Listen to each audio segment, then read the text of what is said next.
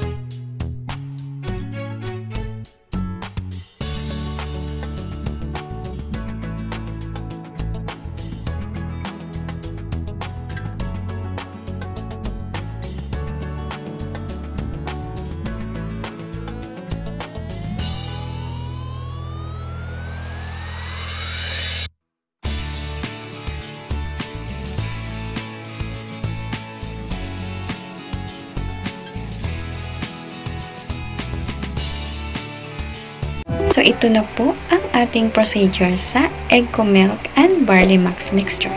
Please sundin po para effective sa ating mga fur kids. Till next video, stay safe and healthy with your fur babies. Tandaan, importante na aagapan na agad ang sakit nila habang maaga pa. Mga palalabs, kung need na ng antibiotics, mas mainam kung natural antibiotics, katulad ng egg milk and barley max. Natural na antibiotics at tumutulong mag-produce ng antibodies sa katawan ng may sakit para labanan ang virus. Natural na pampalakas ng katawan, pampalakas ng baga, panlaban sa internal infections, viruses, parasites, cancer, and more.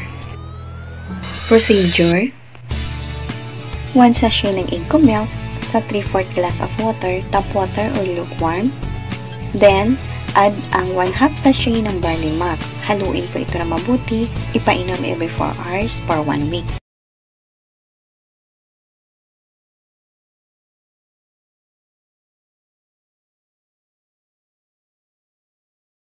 Tandaan po, huwag nagagamit ng kahit na anong antibiotics kapag egg milk and barley max na ang ipapainom o gagawing natural antibiotics.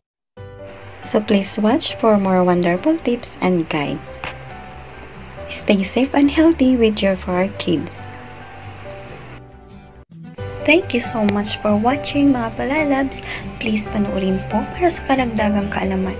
Please don't forget to like, share, and subscribe for more wonderful tips and guide. See you on my next video. Bye-bye and God bless.